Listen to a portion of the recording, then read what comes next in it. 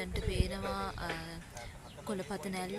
ඈතින් අපිට කොළපත නැල්ල බලා ගන්න පුළුවන්.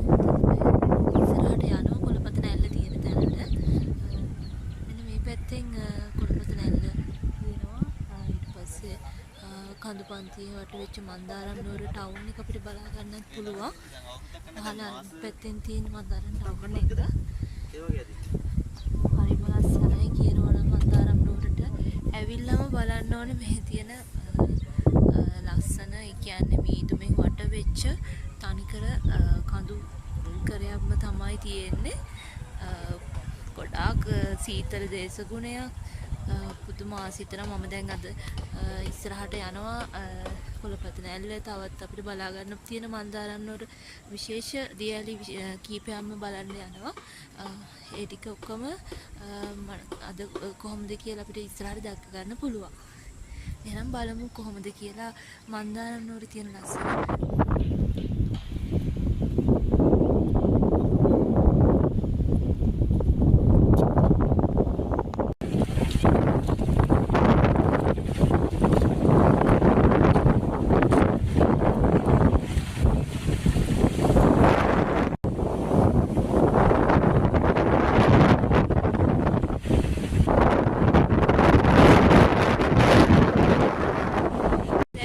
කොළපත නැල්ල බලන්න යන ගමන් තමයි ඉන්නේ. මේ පාරකින් තමයි අපිට යන්න තියෙන්නේ. පටු පාරක්. ඒ කියන්නේ සාමාන්‍ය අඩි පාරක් වගේ තමයි තියෙන්නේ.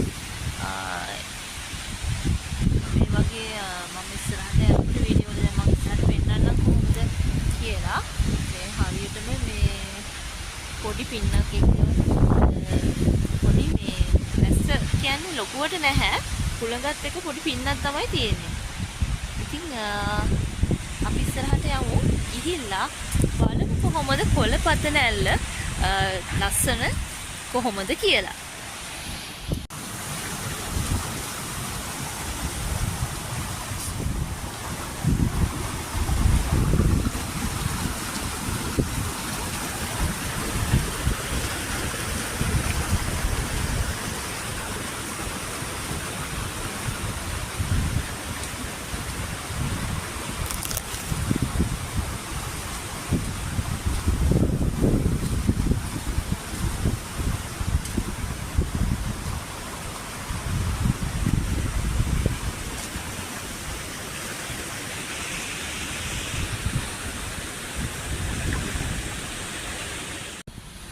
අපි මේ කොළපත නැල්ල නරඹන්න යන අවස්ථාවේදී ටිකට් පත් ගත්ත මොහොතක් තමයි මේ දැක ගන්න ලැබෙන්නේ.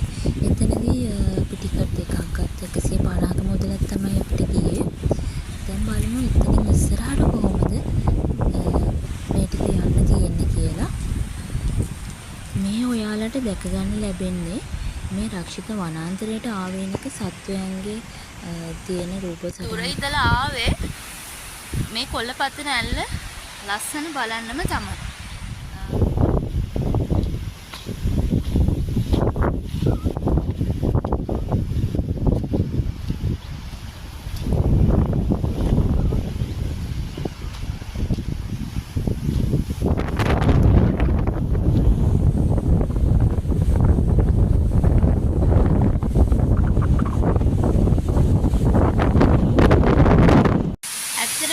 අපි ඇවිල්ලා ඉන්නේ මම දැන් ගොඩක් දුරින් ඉඳලා ආවන් ඉස්සෙල්ලා මේ තියෙන්නේ කොළපත නැල්ල තමයි. දැන් මේ ළඟටම ඇවිල්ලා දැන් ඉන්නේ. ලංකාවේ මන්දාරම් නුවර කියන ප්‍රදේශයේ ගත්තහම දියැලි අතරින් ඉතාමත් තවත් සුවිශේෂී අලංකාරවත් ලස්සන තැනක් වෙන මේ කොළපත නැල්ල තමයි මේ දැන් දැක ගන්න ලැබෙන්නේ. ඇත්තටම කියන්න මේ පුදුම ලස්සනයි.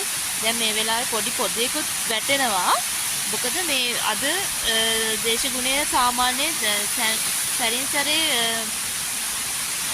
පොදය වැස්සත් එක්ක තමයි තියෙන්නේ. සීතල හුළඟ මේ දේවල් ඔක්කොමත් එක්ක තමයි අද අපිට මේ ගමනේ තියෙන්නේ.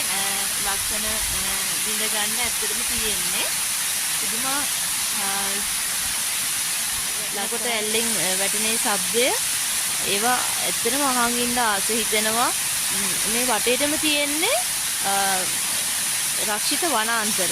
ඒ වනාන්තර වලින් වට වෙලා පිදුරු තලාගල කන්ද මැදේ ඉඳලා තමයි මේ දියැලි වලට ඇත්තටම මේ දියැලි පටන් ගන්නෙ ඒ කන්ද ආශ්‍රිතව ඇති වෙන දියැලි තමයි මේ කොළපතන ඇල්ලත්. තවත් අපිට බලා ගන්න පුළුවන් ඇලි ගොඩක් තියෙනවා. දියැලි ගොඩක් අපිට මේ මන්දාරම් නුවරටම සුවිශේෂ අලංකාරවත් ස්ථානයන් තව කීපයක්ම තියෙනවා.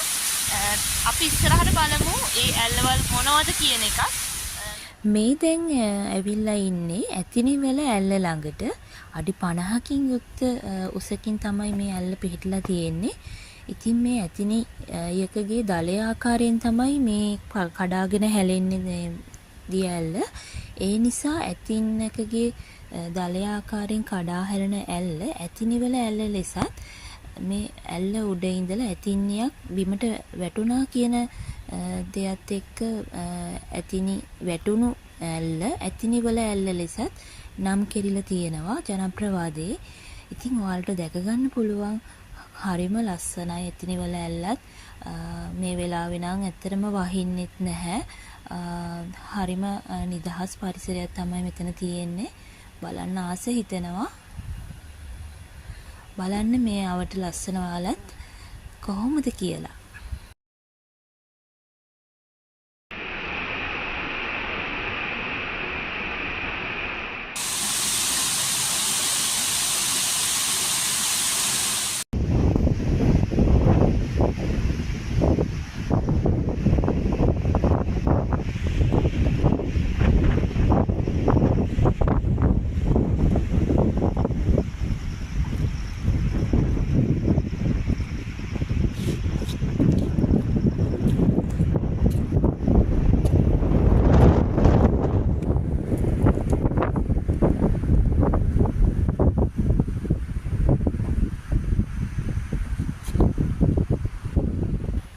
දැන් මේ අපි යන්නේ කබරගෙල ඇල්ල බලන්න.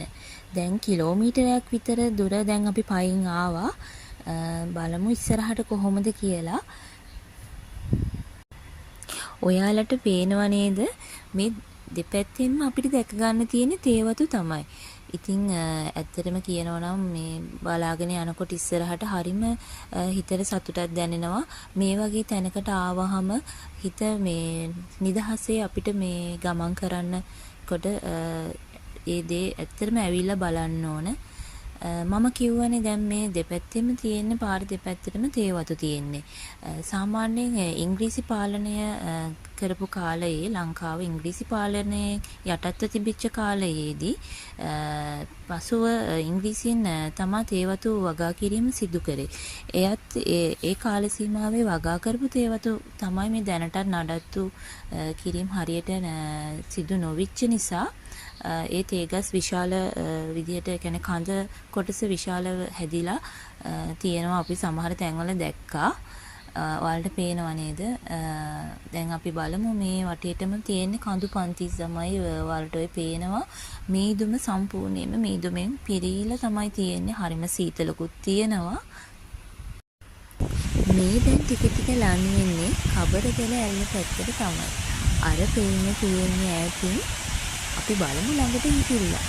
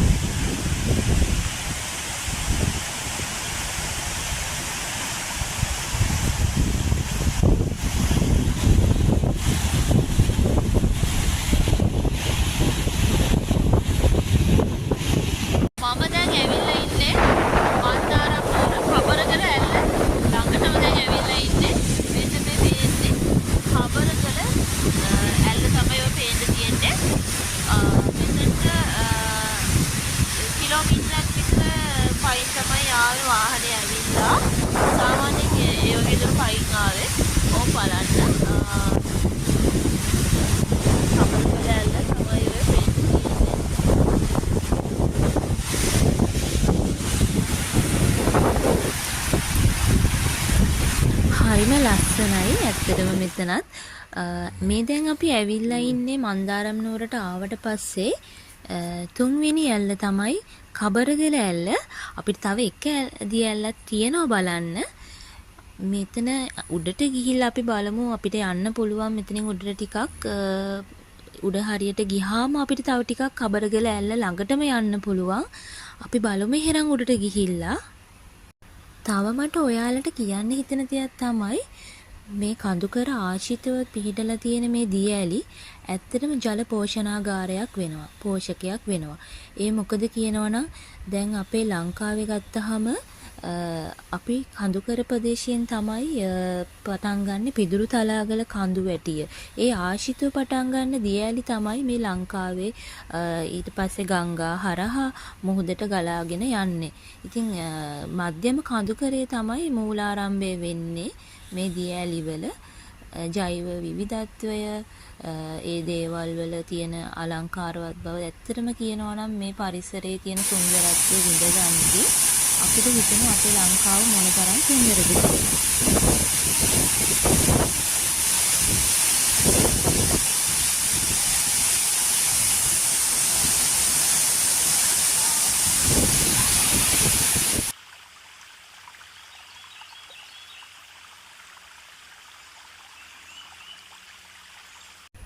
අපි මේ දැන් යන්නේ කළු පාලම ඇල්ල බලන්න. පොඩි අඩිපාරකින් තමයි ඉස්සරහට යන්න තියෙන්නේ. දැන් අපිට මෙහෙම දැන් යන්නේ අපි අවසාන ඇල්ල තමයි කළු පාලම ඇල්ල. මොකද අපි දැන් මන්දාරම් වල ආවට පස්සේ අපි බලාගෙන ආව ඇල්ලවල් තුනක්. දැන් මේ අවසාන ඇල්ල වෙන කළු පාලම ඇල්ල තමයි දැන් ඉස්සරහට යන්නේ. තව ටික දුරක් යන්න තියෙනවා. බලමු අපි කළු පාලම ඇල්ල කොහොමද කියලා ඉන්නේ කියන ලස්සන දැක ගන්න පුළුවන් තව චුට්ටකින්.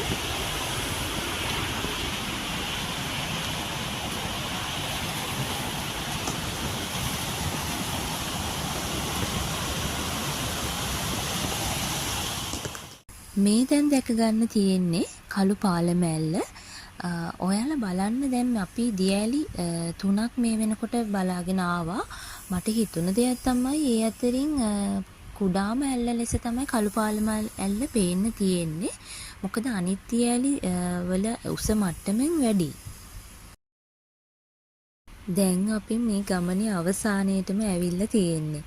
ඉතින් මන්දාරම් නුවරට ආවට පස්සේ අපි ගොඩාක් ස්ථානයන් නැරඹුවා. ඒ අතරින් මුලින්ම අපි ගියා ගොඩ්වුඩ් view point එකට. ඊට පස්සේ අපි කොළපතන ඇල්ල බලන්න ගියා. ඊළඟට අපි ඇතිනිවල ඇල්ල බලන්න ගියා. ඇතිනිවල ඇල්ල බැලුවට පස්සේ අපි කබරගල ඇල්ල බලන්න ගියා. කබරගල ඇල්ල බැලුවට පස්සේ අවසානව අපි ආවේ කළු පාලම ඇල්ල ළඟට. ඔයාලා මන්දාරම් නුවරට එනකොට ට්‍රේන් එකේ එනවනම් කොළඹ වලින් ඔයාලට බදුල්ල දක්වා එන ට්‍රේන් එක ගන්න පුළුවන්. එතකොට ඔයාලා නුවරටම ඔයාලට යන්න බෑ. ඔයාලා පේරාදෙනියෙන් බැහැලා පේරාදෙනියෙන් නුවර ට්‍රේන් එක අරගන්න ඕන. ඔයාලට මහනුවරට ගියාට පස්සේ මහනුවරින් පදිය පෙළැල්ල හරහා යන බස් එක ගන්න ඕන. ඒකෙන් ඔයාලා මන්දාරම් නුවරට යන්න පුළුවන්. අතරතුර නතර කරන බසුත් තියෙනවා. ඒක ඔයාලා හරියටම දැනගෙන මන්දාරම් නුවරටම යනවද නැද්ද කියන එක දැනගෙන යන්න. ඒ විදිහට තමයි යන්න තියෙන්නේ ලේසියෙන්ම. ඔයාලට නතර වෙන්න තැන් උනා මන්දාරම් නුවර ටවුන් එකෙන්ම හොයාගන්න පුළුවන්.